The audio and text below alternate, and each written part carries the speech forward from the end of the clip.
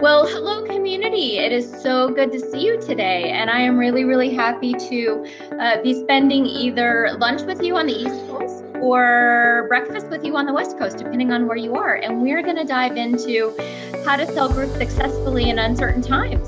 So let's go ahead and get started. We'll go to the next slide. And our lunch hour together is we're going to talk a little bit about the attitude of gratitude, and we have some gratitude bundles which I will be displaying like Vanna White and sharing with you throughout our hour together. We're going to have a little bit of a reality check because I do believe that it is important to be grounded in gratitude and also to be grounded in reality, because the only way that we're going to be successful together is by learning to accept life on life's terms and learning how to ride the wave of what I call the new normal. We're going to talk a little bit about, have a conversation about sacred cows and group sales success. That'll be really fun, a lot of banter going on there. And how to find new group customers in today's environment. Some really, really amazing creative ideas and execution have been happening, and we'll talk. And then, of course, like Stuart said, we'll have an open mic Q&A. So let's get the party started. Oops. That's okay. All right. So first, one thing that I know that is close to Stuart's heart, and it's close to my heart too, is that attitude of gratitude. And I want to talk a little bit about daily practice. And I'd like for this to be conversational. For me, when I wake up in the morning, my gratitude starts when my 2 feet hit the floor, and one foot hits the floor and I say thank, the other foot hits the floor and I say you. I also have a gratitude journal, and I write in that journal in the morning, usually 3 to 5 things or people or situations that I'm grateful for. And I go on a morning walk with my dog Cleo, who's down here sleeping on the floor. And when I walk with Cleo, I also contemplate what I'm grateful for. And today it was just something as simple as we had a cold front come through in Miami. It's below 70 degrees. It was just a beautiful morning, and I'm really, really grateful for that. So do you want to share some of your daily gratitude? We hear this all the time, that we should make a gratitude list, or some people I know, before they go to sleep at night, they have a little notepad or journal, and they write down 3 or 5 or 10 great things that happen. So we go to sleep on the happy track, right? Because in life there's 2 tracks. There's the sad track and there's the happy track, and they're always going to be there. And it's which track we choose to stay on, that we favor. And so for me, especially during these tough times, very, very tough times, we're all experiencing this to different degrees in our own levels. Nobody owns stress. Nobody owns anxiety. We all share it. We all own it. And if we can do the exercise, like you just said, to focus on even if it's one thing, one good thing. And you know what one good thing is? Right now, we're all together. We're participating in this event. You and I are doing this together, Cris, which brings me such joy. And so I just want to say, the gratitude attitude really sets the stage for the day when you wake up saying, it's going to be a great day, and here's why. Here are the good things that are going to happen. Absolutely. And there are so many different ways to express gratitude. I had the privilege and the pleasure of sailing on board the Avalon Envision actually a year ago today. And the godmother of the Envision is a wonderful woman, and her name is Elizabeth Gilbert. She wrote a pretty famous book called Eat, Pray, Love. And we shared something. She lost her life partner to pancreatic cancer. And I also lost my mom, as Stuart knows, to pancreatic cancer. So we developed this very special bond during the cruise, and she became a friend of mine. And one way that I joined, she does a Facebook Live every morning. I join every morning to, listen and get words of wisdom from her and to support her as well. And she gave me, I just received stacks of one of my favorite books that she's written, and it's called Big Magic. And this book, Big Magic, it's creative living beyond fear. And what I thought we would do is, throughout this journey together, is give away 5 of Elizabeth's books And I also have a swell bottle, and I forgot to, I'll go grab it in a minute, but it basically is a really cool swell bottle.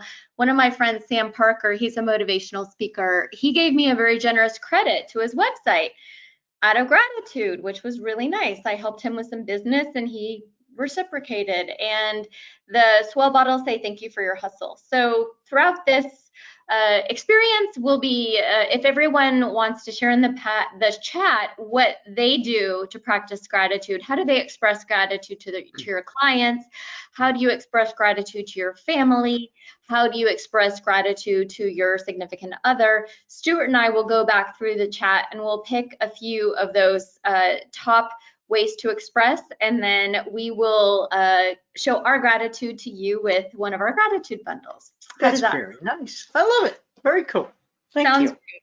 Yeah, and I think just the one benefit I would end with this is that one of the cool things about having that attitude of gratitude is that it lifts our endorphins. So kind of like when we go on a run or when we go on a hike and we, you don't have to climb Kilimanjaro to get, an endorphin rush.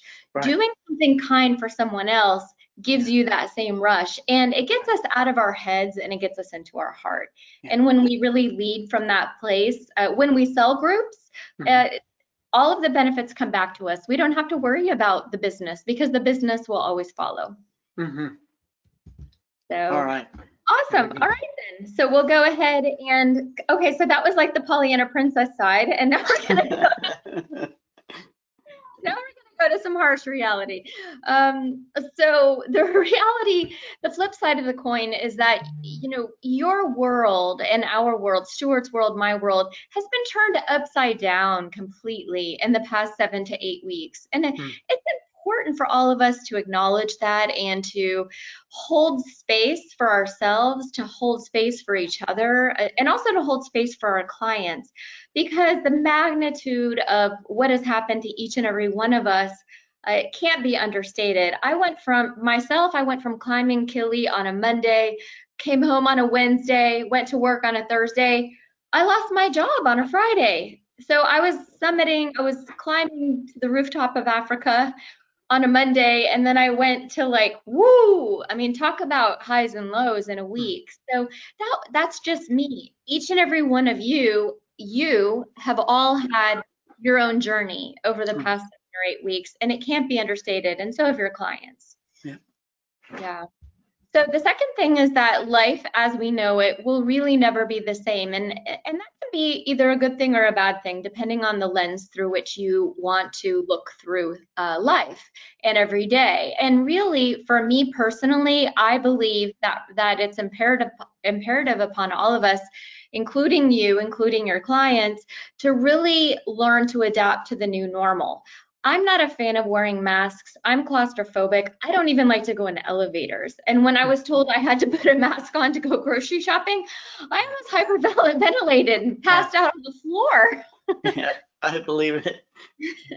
So, but it's getting better, it is getting better, and I'm grateful for that. And now I put my earbuds in, I listen to something motivational when I shop, and it takes my mind off of the fact that I'm wearing a Darth Vader mask. So. Yeah, right. Adaptability. It's about adapting, and adapting personally, and adapting in business too.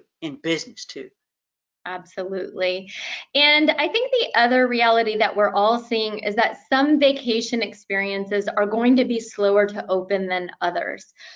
I live in Miami Beach. I have the privilege and the pleasure of walking this amazing boardwalk every single morning right on the ocean. And even though I can't walk on the sand, I see the sand, I see the ocean, I feel the wind. It's a gift. It is such a gift. I also see the cruise ships that are sitting out there.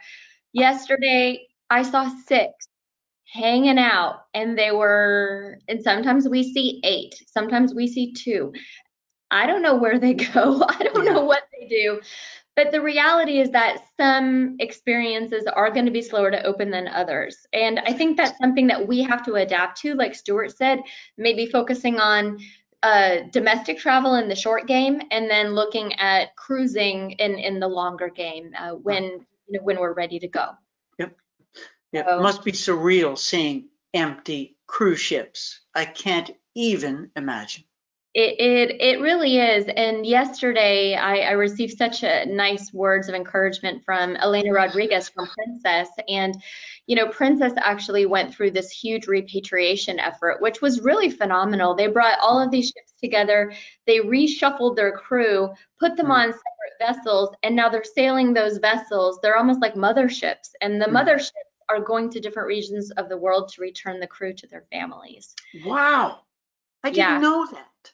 Yeah, it's really amazing. So, and that kind of leads to the fourth reality check that, necessity is the mother of invention and also innovation. And we'll talk about how some of the realities that we've been forced into in this COVID-19 era have really also provided opportunities for innovation that you all can ride the train and ride the wave on.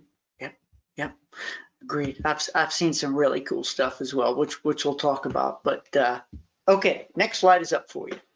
Okay, sacred cows. If anybody doesn't know what a sacred cow is, a sacred cow is really one of those things that you always believe to be true that always will be true. And with our worlds being turned upside down, a lot of these sacred cows are no longer applicable. And we'll kind of go through some of those in a few minutes. But the real thing is that we have to kind of look at things through a new perspective. And one thing I heard on a podcast recently was from the recent Super Bowl. And if you look at Dallas versus Buffalo as an example, Coach Ben, he pivoted and he was not doing well on the field because he was looking at the game from this linear perspective, like right on the ground with the players. And he said, you know what?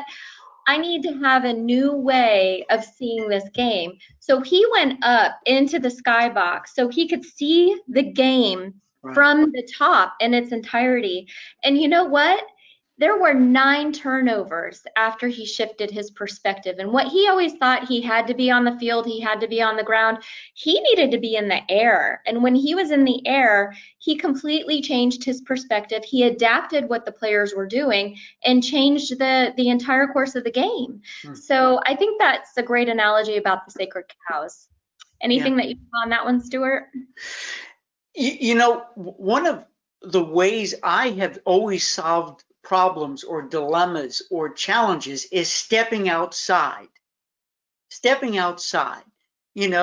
Sometimes, right, Chris, we get so, comfortable in this bubble that we're in. I hate to call it a box, we'll call it a bubble. And then all of a sudden we're hit with a dilemma. Things don't go to expectations, or, hey, we set a goal, we're on a mission. Somebody took it away from us, or things changed. And the way I've always solved, and I love it. I love rolling up my sleeves and saying, boy, how am I going to get through this? How am I going to get through this year? Okay.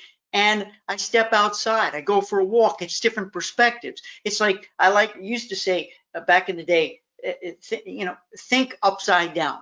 Think upside down. Just radical, crazy, blue sky, brainstorm, no rules.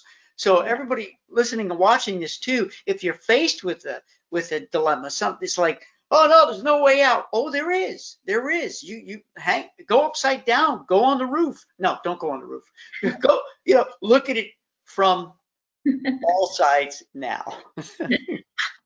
I agree. And this Seth Godin podcast I was listening to, one thing he said that I really took home was everyone is a possible opportunity. And I think that really speaks to what you were just talking about. And the other thing that he said that I really liked was treat every idea like it's your unicorn idea. So if you're upside down hanging like a monkey, like Stuart is saying, and then all of a sudden you get this idea, treat every idea like your unicorn idea, because if you do that, that'll put you in that growth mindset, and that will open up the window to new opportunities and possibilities that you never thought about. So yesterday's truth isn't today's truth. That's just reality. And we used to say that life is a marathon, not a sprint. Well, today Seth says life is a maze. If you've ever seen a maze, ever been inside of one of those big giant mazes where you try to get out, that's kind of the reality that we're living in today. And the reality is that we have to go down into that foxhole, and we have to go into the foxhole, we have to take a look around, and we have to see what's down there. Because if we don't go down and if we don't take a look, we're never going to know what opportunity is there.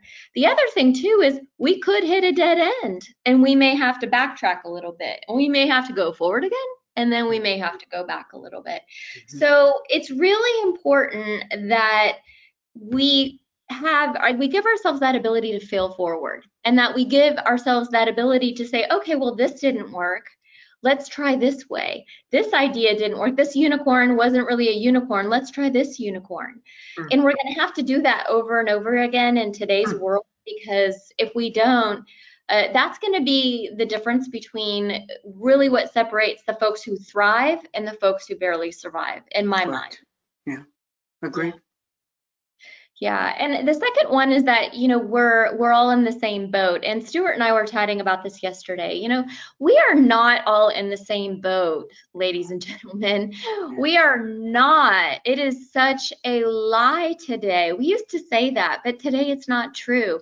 I came home from Killy, and I came home to a different reality with my job. I came home to two teenagers that I was homeschooling, homeschooling, no job, new apartment, like lots of craziness going on. That was my boat. I had a friend who had to take her father out of assisted living facilities. She had two kids. She had the grandpa, she had the business, she had the husband. Everybody has their own boat. So for us to assume that we know what the other person is going through is a huge mistake, in my opinion. Yeah, and it's also about our clients too. Hey friends, if you're sending emails or making phone calls or sending notes to clients, unclients, shoppers, prospects, and you're not getting a response, don't take it personally. Absolutely. They could be in a real dark place right now, and if they're getting it, I bet you they're grateful, but maybe it's just too much energy. They just can't come back to show you that gratitude that they've received the note. But you're doing a nice thing, just don't take it personally, because everyone is in a different place. Yeah, I agree with you. And I think one of those other sacred cows that we used to say all the time is that silent generation and that boomer audience, that their preferred method of meeting is really face-to-face and in person, and they didn't really love the Zoom or the FaceTime call. They just didn't really like it and didn't embrace it. Some did, but the majority of them not so much. Well, today, you know, I celebrated Easter through Zoom, and it was 3 countries. I know, Stuart, you had a virtual Seder, I think, right? Yeah, exactly. Different ages. Yeah, so my son is actually going to be having a virtual graduation because they're not going back to school. So his graduation will actually be happening virtually, and all generations from all over the world will be attending that. So our truth and our reality today is not the same as it was just 7 or 8 short weeks ago. And you may be wondering, well, why is Cris focusing on this? Why is Stuart focusing on this? This represents a huge opportunity, folks, because now, since all of Stuart's family has embraced the virtual Seder, and my family's embraced the virtual Easter, and we will embrace the virtual graduation, maybe in your business, when you were selling groups before, you tried that virtual cruise night and it didn't work. So maybe that was the sacred cow. Well, guess what? Those same people that said never will say hell yes.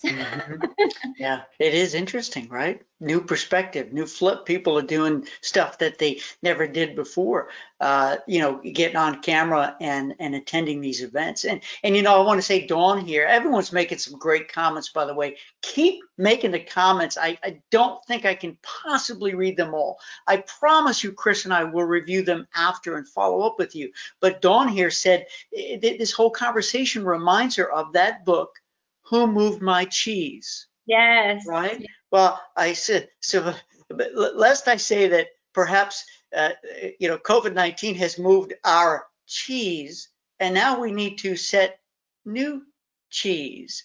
We need to get through the maze, but have a new destination in place, which is where I know you're taking us. Absolutely, absolutely. And the last one is probably overstating the obvious, but it's something that should definitely be touched upon. When we all turned the new year, we all made our plan, right? We made our 1-year plan, our 3-year plan, our 5-year plan. Well, the assumption that those plans are going to remain the same, maybe not. Maybe the 5-year plan will, and maybe the 3-year plan, but that 1 to 3-year plan looks drastically different today than it did just 7 or 8 short weeks ago. So. Yep. Okay. Taking to the next slide. Awesome. So selling groups in today's uncertain times. The reality is that there is legitimate group business out there. It is still out there, ladies and gentlemen. It's just shifted how it shows up. It's just showing up in different places. It's showing up with different faces. But there's legitimate group business that's still out there. That's super important.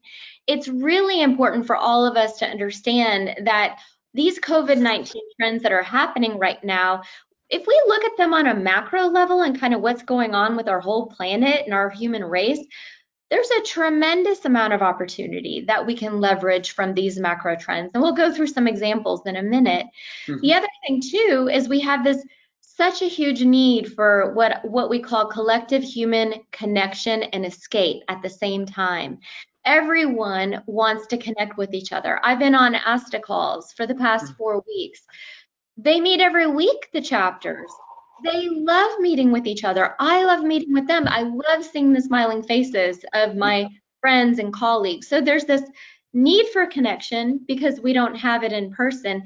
There's also that need for escape because everybody's been in the same 4 walls for the past 8 weeks. And for some of us, it'll be another 6 weeks. Wow.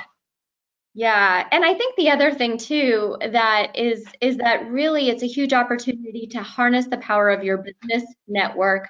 When you do that, you really do multiply your innovation with collaboration. And I'll give one example of that. 2 advisors that I was coaching, and I'll make it brief. 2 advisors I was coaching recently were contemplating a joint venture with each other. One of the advisors was really, really good at doing video tours and things like that, selling luxury cruises. The other one had no experience doing virtual tours, but he was really, really good at selling virtual luxury all-inclusives. So they decided to pair up their complementary skill sets and their databases. So think about this. This is like a new joint venture company. Bring them together. We've got the king of luxury all-inclusive in one corner. We've got the king of luxury cruise and video in the other. 2 separate databases, great cross-marketing opportunity. So I invite you all in the groups arena. There's a huge opportunity for that. So think about your network, whether you're a member of a host agency, an association, local organization, but think about who you can collaborate with and make hay and make your own sunshine. Because if you don't make your own hay and if you don't make your own sunshine like these 2 folks, you're going to get left behind. You will. And I think that just leads to the last one. And it's about really living life through that growth mindset. And we talked about that. Yep. Yeah, I love your concept of thinking more collaboration and joint ventures. And it doesn't necessarily mean, I think is what you're saying, that you join businesses, that you meld, you become one subchapter, S Corp or an LLC or partnership. No, you can do joint ventures. I do them all the time. The time. And it's great because here's what happens. 1 + 1 = 3 in that case. Go ahead. Absolutely. Absolutely. And I wanted to just share a few nuggets of innovation, some things that I have heard on the supplier side of the house and also on the agency side of the house in terms of what's working with the groups arena and building group business. So one of them, I wanted to give a shout out to my friend Betsy Birks from Silver Sea Cruises. She has taken the virtual cruise night, what people would say, maybe Viking was probably the only one that had major success in this area, to be totally transparent. We all know that. She took what used to not work and she said, let's make it work with the new audience that loves to connect virtually, and they hated to do it 8 weeks ago. Well, they have been making hay selling Silver Sea expeditions with these virtual cruise nights, which I think is fantastic. They identify the right clients in their database to bring into these events. They come up with an irresistible offer, that mafia offer that you can't refuse. Mm-hmm. People cannot leave that webinar without saying yes. I mean, they have to say yes. And they've enjoyed unconscionable success in that area. So that's just one example. I was brainstorming with a colleague about that really cool idea. And I was sharing with her, I said, my kids got me this really cool Mother's Day gift. And what it is it is a virtual flower making event. And it's by a lady she was on Shark Tank, and she owns a company called Alice's Table. And mm-hmm. Alice has got several 100,000 moms across the US, believe it or not, all around Mother's Day, because she can't replicate herself enough. Everybody wants a piece of Alice. And so the flowers get shipped to your house. I'm doing mine the day after Mother's Day with my kids. Mm-hmm. And I'm doing a virtual flower arranging event with my two sons, with me in my home with Alice, who's the CEO of the company. So pretty cool idea. Awesome opportunity to engage your home audience through a virtual experience. You can take that idea and you can blow it out and put it in a cruise night. You can do so many things with that. Go ahead, Stuart. What would not have worked as well before, or maybe you had never thought of it before, would work now, because again, I'm just repeating what you're demonstrating here, is that people, in a very short amount of time, people are adopting new ways of receiving communications, of participating, of attending. So there's the opportunity, because somebody had asked the question, well, how do you engage in a virtual setting? This is how you do it. This is how you do it. Where before people would have said, nah, well, I don't need to go to that. Well, now they want to go to things. They want to go.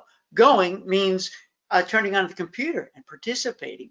It's right, in 8 weeks, everything is flipped. What people would have done or would not have done before, they're doing today.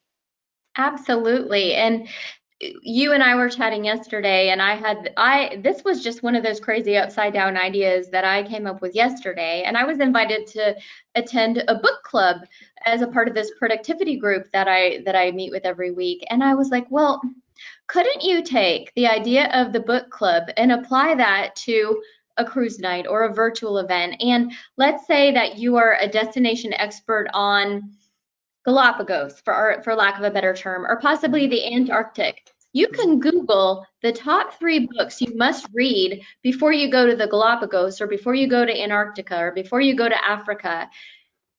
Give them as gifts to your clients.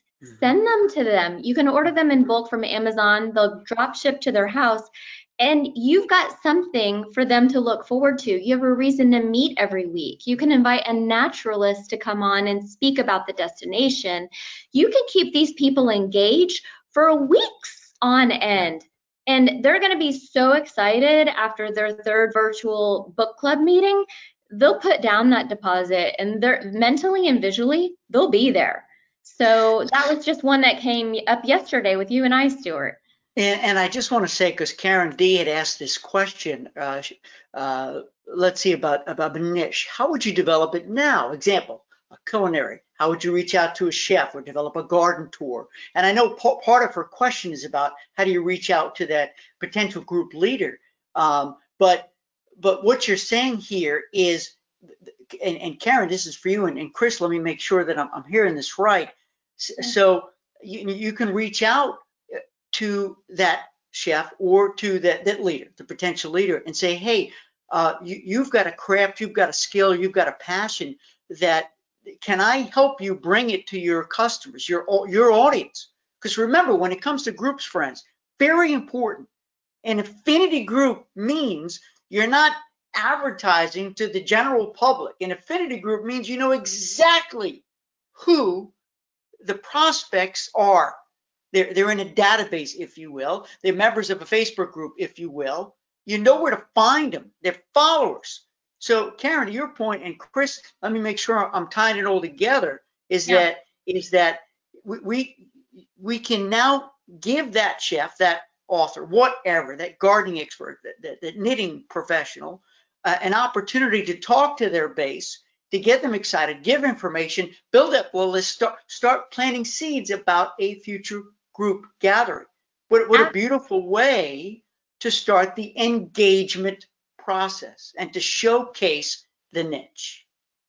Absolutely. And everyone in the world are taking all of their events virtual.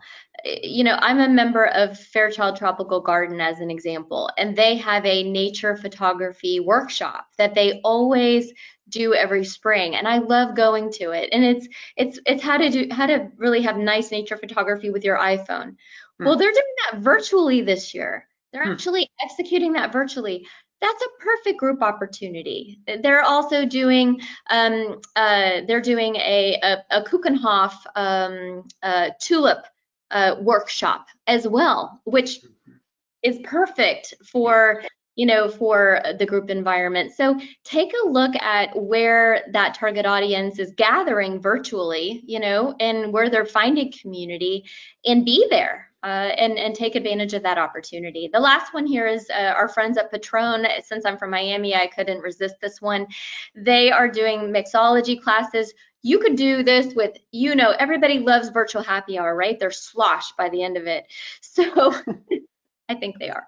Everybody's just silly by the end of these virtual happy hours, the ones I participated in anyway. But Patron, they launched these house parties with these mixology classes. Their sales, and I have a very credible source, one of the co-founders of Patron, actually up 25% year over year for the month of April. 25%. They said 80% of that 25% was attributed to their virtual event. Wow. So there you go. Yep. So I think those are just some little ideas that we had. And I think the next slide is our last one, Stuart, and it just talks about some virtual stages and some ideas. Yep. And just to say, Crystal, you had made a comment here. How do you reach the groups virtually? We're telling you, these are great excuses to reach groups virtually. Yes. It's an excuse. Hey, why should I come to them? Well, we're going to drink together. We're going to sample Patron. We're going to do a tasting. We're going to do a pairing together. We're going to learn how to plant seeds so that we grow vegetables for tomorrow. Whatever it is, this is the niche. The activity is the excuse to bring people together. That and how you reach them technically, obviously, it could be, we're not going to get into the technical side, but of course it could be Zoom, because Zoom has a free option.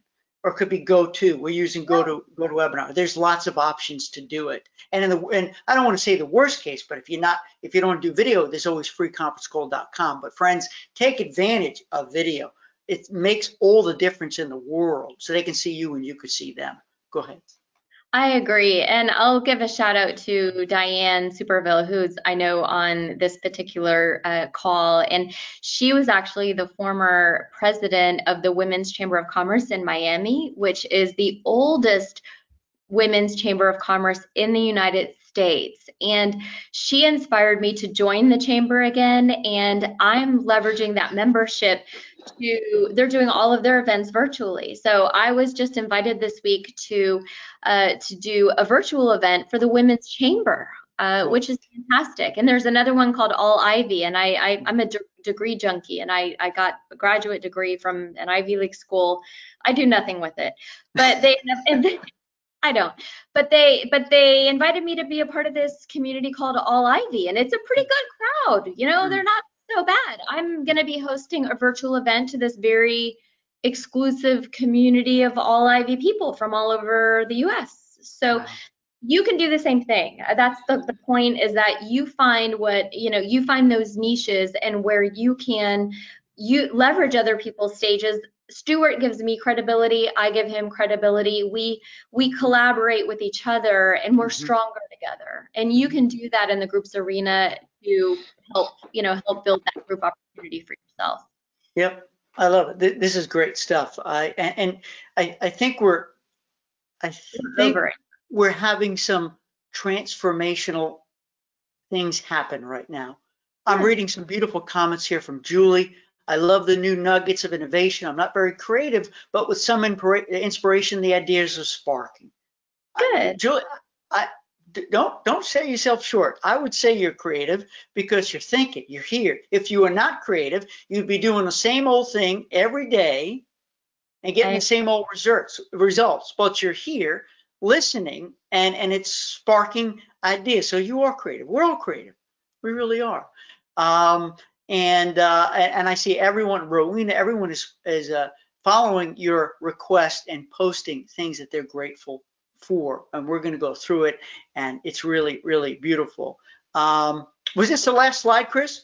Yeah, this is the last slide, and I won't take up too much time on this one, but I was a part of a 21-day entrepreneurial event, and it had 125,000 entrepreneurs from around the world, which was crazy. And there were like 80 speakers in 21 days. It was insane. And what I wanted to do was share what others are doing in other industries and how you can leverage that in the groups arena with travel.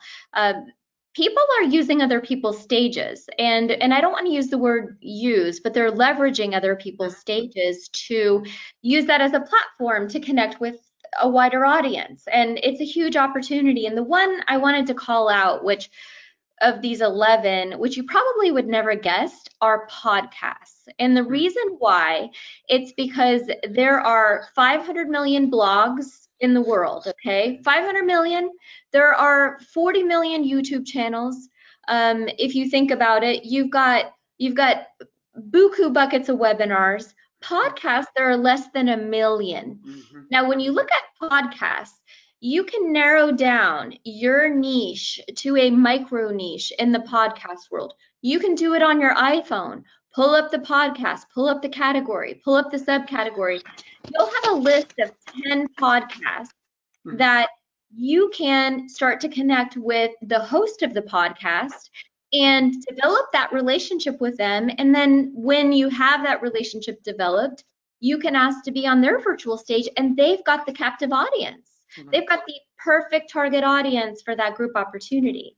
So, and the other thing too is that when you are on a podcast, that listener will listen from 45 minutes to 75 minutes. So you've got untapped attention right there. And it's also not as scary. Like, video can be scary for people, but if you're just talking over, audio, if you're an introvert, it's a great place to start on a virtual stage. So I wanted to share that little nugget. Yeah, no, I think it's great. And by the way, the podcast concept, which is generally received in audio form, right? You go for a walk, you listen, or on the treadmill or whatever. Just a quick tip I have is that you sometimes when you see the person you're talking to, it makes for a more fluid conversation. So though you may not be recording the video and loading up on YouTube, which you can if you want, but my suggestion is, if you're going to interview somebody, make it more of a chat. And if you're going to chat with somebody, see them. So those visual cues are helpful. So Cris, when I've stopped talking, I know when you've stopped talking, and we could acknowledge each other. That really, it's a lot more pleasurable to listen to a conversation like that when even if you can't see them, you know that they can see each other, and it's more fluid. Absolutely. Absolutely. I may have someone at my door, so I'm going to put myself on mute for a moment. And that was my last slide, Stuart. No, okay. So hang on, everybody, because I want to hold on a second. I'm just going to turn the screen off. Bear with me, because I have 3 things to share. Then I'm going to get to your posts. I'm going to stop sharing the screen. There we go, and just the camera. Voila, we're good. So I want to pick up on 3 things Cris said that I'm going to go through some of your comments and questions so we can continue diving deep. So one of the things I want to make sure you want to capitalize on is that if you don't necessarily want to start your own virtual broadcast, maybe you don't have the technical abilities, it's nerve-wracking to do what I'm trying to do here, to look at the questions and to push the buttons, and heck, I hit the record button late, and normally I'm right on the money, but it's not easy, it's a little intimidating. Why don't you be a guest on someone else's? So if you're looking to get into groups, and please tell me you've defined a niche, and I'm going to get to that in a second, picking up what Cris said also, is that you don't have to be the one to drive these virtual conversations. Why don't you be a guest on somebody else's, right? Find someone else who's got a good podcast, who's just doing Zoom broadcasts, and be their guests. Because you're an expert. Don't sell yourself short, friends. You're an expert. This is the time for you to demonstrate your validity, your value, your worth. I mean, just because those ships aren't sailing, Cris, you're seeing them sitting there empty, virtually empty in Miami, it doesn't mean that you, the travel entrepreneur, are also empty. Exactly. You still have every bit of knowledge, expertise, enthusiasm as you did 8 weeks ago. You should be using everything that's up here and everything that's in here. The ship is empty, but you're not. And people want to hear from you. So that's the second point I just want to make to pick up on what you said, Cris. People want to hear from you. And number three, that niche, the narrower the niche, that's not easy to say, the better. The more specific, the more fine-tuned, the better. Think of this. When you listen to, back in the day, we used to listen to radio stations. You want to know what music that radio station plays, or else you don't tune in. When you are going to spend an hour on a broadcast like this, you want to know what to expect. We're going to be talking business, groups, growth, right? So the more specific you are with your niche and what kind of message you're going to deliver and who you want to talk to on your virtual event, the more people will show up. Why? Because people are going to look and say, do I need to be there? Well, let me see what they're talking about. Nope, that's not for me. Good. Yeah. I don't want to waste your time. Or they're going to say, oh, that is for me. I can't miss that. I want to be there. So a lot of us are afraid to seriously sharpen our axe and sharpen our pencil and really define our niche. The more defined you can be, actually, no, you're not eliminating people. You're actually going to find a much bigger universe of people that you're going to be better aligned with. Cris, any comments? I want to check the question board here to see, because we got a lot of people typing in a lot of stuff. Yeah, no, I think that's great. I think there was actually one more slide. You don't have to put it up. It was just about what do group opportunities look like in the future, with our new reality and living life on life's terms. And there are a few segments or niches that I would just like to call out briefly. Oh, there it is. So the first one goes without saying, and it really is, it's actually not even on here, but it's something that we know will happen first, and that's really domestic travel. Domestic travel is going to be a huge opportunity. It crosses a lot of these categories. So we know that domestic travel is going to be opening up before international travel. So that's something that, overstating the obvious, but it is important to notice. Expedition cruising is huge. All of these companies, public, private, they have invested a fortune into these beautiful expedition vessels. And there's 3 reasons why this is huge.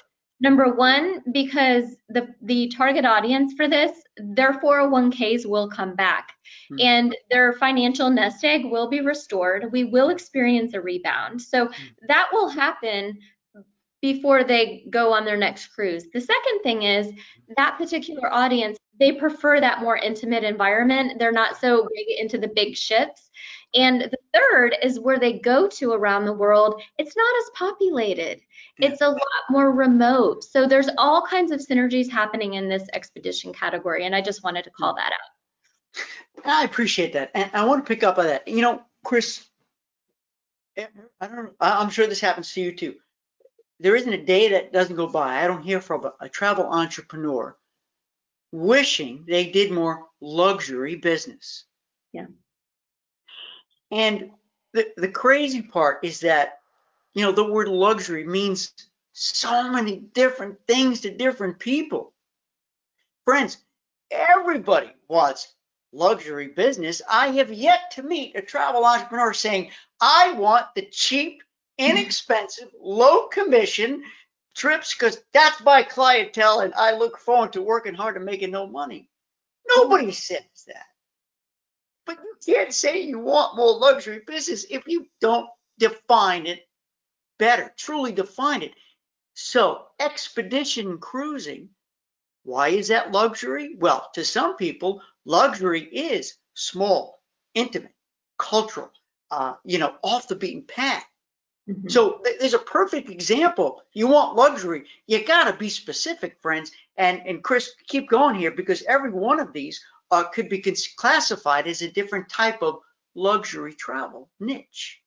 Yes, and I would just say that luxury, to quote one of my mentors, Larry Pimentel, luxury is in the eye of the beholder. So get this. So when I was summiting Kilimanjaro, when I was climbing Kili, it was 8 days. No shower. No shower. So hear me out here. Yeah. You have to use the ladies' room, right? Well, we had our own eco toilet, and we also had we had cooks. I had a guy that carried my bag for me. He carried my tent. He carried my bag. He carried everything except for what I needed for the day, my day pack. Now, 8 days no shower, compost toilet, having people cook for you on the side of the mountain, that's luxury. Right. That's luxury if you're climbing Kilimanjaro. So it's in the eye of the beholder. Sustainable tourism is going to be huge. I believe personally that Earth Day just happened, and it happened in a bigger way than no one else could have imagined because the world stopped and everything pressed pause. The news picked up how beautiful the oceans are. The news picked up how gorgeous the beaches are and how everything is kind of resting. And so I think sustainable tourism and that experiential tourism is going to be, it'll be huge. It was a huge trend before, but I think it'll even be bigger coming up. Yeah, I agree. Yeah. I agree. Yeah, go ahead. Mice. Joan wants to know what mice groups are. Yeah, so this one was my own personal pick, and let me tell you why. So the reason why I believe mice are going to be a huge comeback, and these are not big, these are not it's corporate meetings and incentives. So that's really what your mice audience stands for. Certifications, it could be Microsoft certification groups, things like that.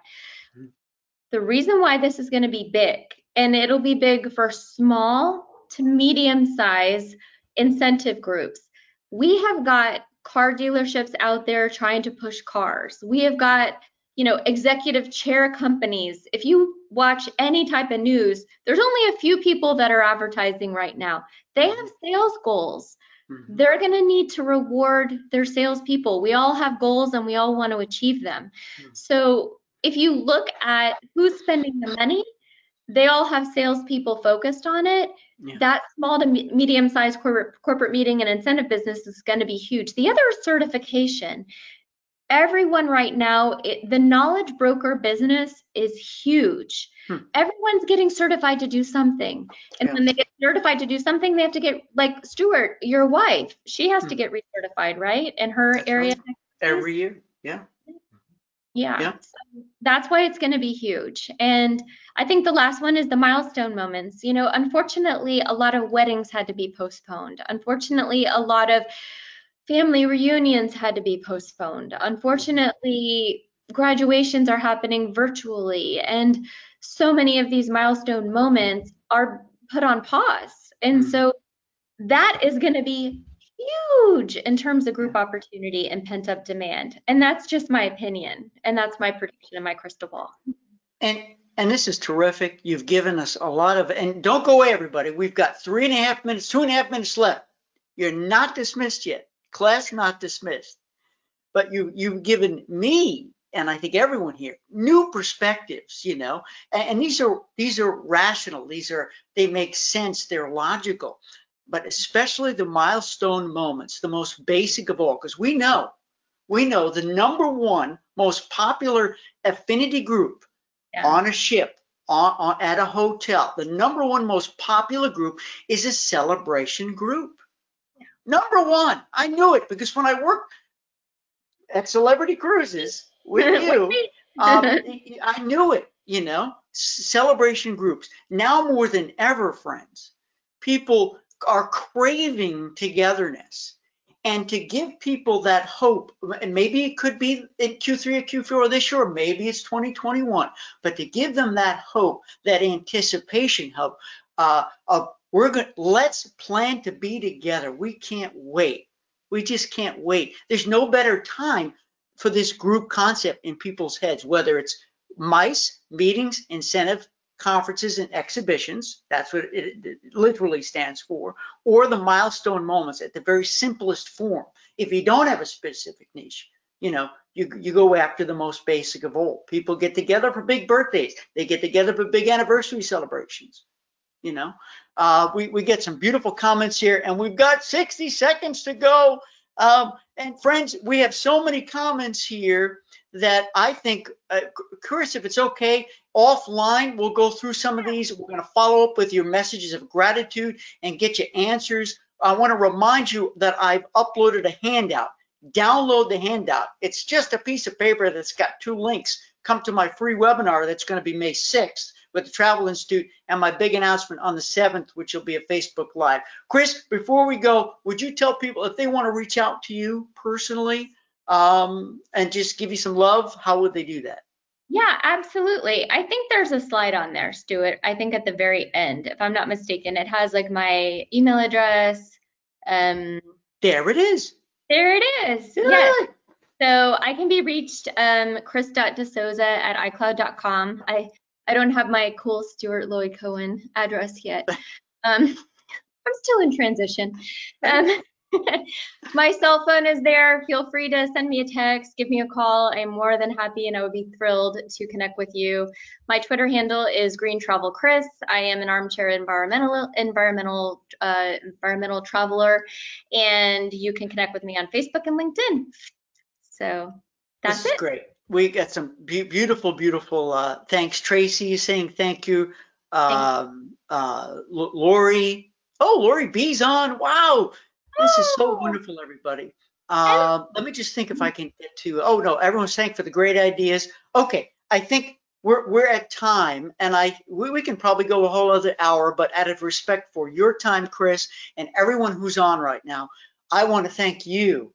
Gratitude shout out for giving us this. For pouring it out, And it gives me no greater joy than to see your smiling face, Cris, and to be doing this together with you. We have an enduring friendship, and I'm so grateful that we're getting to do this little joint venture here and sharing some love and some really some giving hope, giving ideas, sparking interest.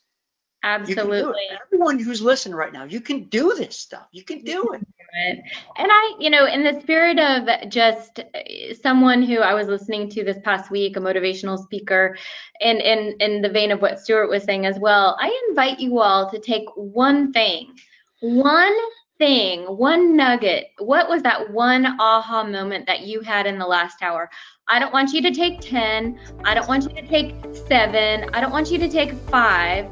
You can write 10 down. But today, I want you to take forward movement on one thing. what is that one thing you're going to do to propel your group business forward from the conversation and the time that we all got to invest together today? And that's a challenge. So if you want to post it on Stuart's Facebook page, you can share with us what that one thing is, and we'll throw in another 2 gratitude bundles for that one thing. So share with us that one thing on Stuart's Facebook page, and we've got 2 more gratitude bundles that'll come as well. So I love that expression, gratitude bundles. All right, we're going to go. Cris, awesome. Thank you. Thank you, everyone. Class is dismissed. Thank Be you. well, everybody. Be Stay well. safe.